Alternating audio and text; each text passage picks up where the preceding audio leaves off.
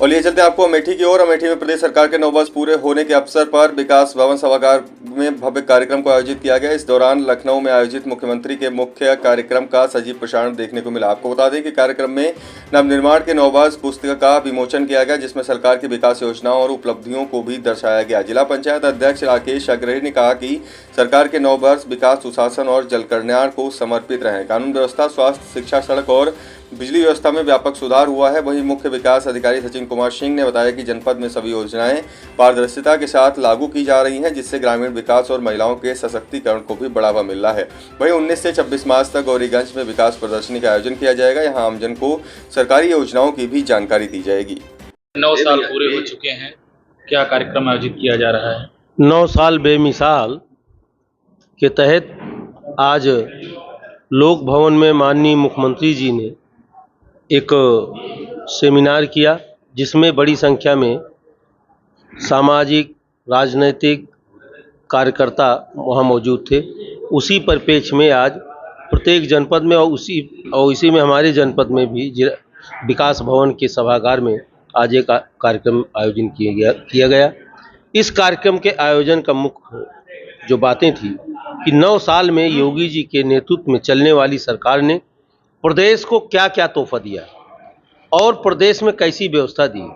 तो निश्चित ही आज जैसा कि हम लोगों के सामने है, आप मीडिया के बंधु हैं, सड़क, सुरक्षा, शिक्षा, स्वास्थ्य, किसान, व्यापारी, मजदूर, मजलूम सबके लिए जिस तरीके से पूरी ईमानदारी और पारदर्शी तरीके से काम किया गया है, ये 9 साल बेमिसाल है। और एक चीज़ तो जो बहुत बड़ी हुई है कि जितनी भर्तियां इस सरकार में हुई, इसका आधा भी कोई सरकार पूरा नहीं कर पाई। और मुझे यह कहने में संकोच नहीं है कि टीवी पर बैठ के नौकरी का रोना रोने वाले विपक्षी दल के लोग वो आंकड़ा उठाकर देख लें कि उनके 5 साल में कितनी नौकरी मिली और योगी जी के कार्यकाल में कितनी नौकरी मिली है। और एक चीज़ और है कि यहाँ गरीब, किसान, मजदूर का बेटा जो मेहनत करके पढ़ाई किया, दौड़ किया, वर्जिश किया, तो उसको पुलिस में हो, स्वास्थ्य में हो, जितनी भी नौकरियां निकली उसकी मेरिट के अनुसार पूरी ईमानदारी से, बगैर भेदभाव के, बगैर जाति बतंडा के उसको नौकरी मिली और आज वो नौकरी कर रहा है, उसका परिवार खुशहाल है।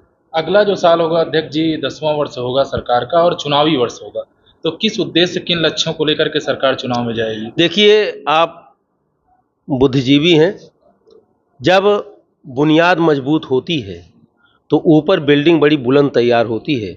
आज माननीय योगी आदित्यनाथ के नेतृत्व में इंडस्ट्री इतनी ग्रो कर गई है, हमारा रेवेन्यू इतना बढ़ चुका है कि देश में आज हम तीसरे नंबर पे हमारे प्रदेश की अर्थव्यवस्था है। तो जिसके पास पैसा होगा वही अपने बच्चों को जूता मोजा के साथ मिठाई की व्यवस्था करेगा। तो निश्चित ही सरकार बहुत अच्छे अच्छे काम करेगी और जो करेगी वो उससे जनता खुशहाल भी होगी। ईरान और इजराइल के बीच में जो लड़ाई चल रही है उसका असर जिले पर भी पड़ रहा है। गैस की सेंटरों के बाहर लंबी लंबी लाइनें हैं, लोग आज मोदी योगी ना होते तो वहाँ तो लड़ाई चल ही रही है, यहाँ हर जिले में बतंडा तैयार हो जाता।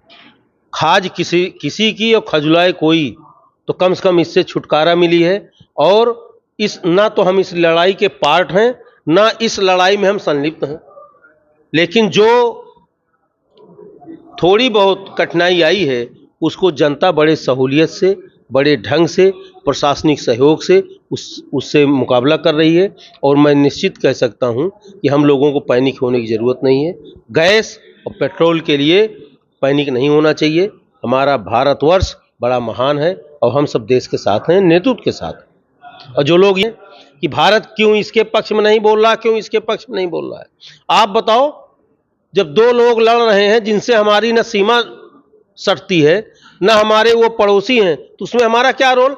हमें दोनों से समान व्यवहार करते हुए अपने राष्ट्र हित में जो निर्णय माननीय प्रधानमंत्री जी द्वारा लिया गया है, ये वास्तव में अनुकरणीय है और मजबूत कूटनीति का परिणाम है।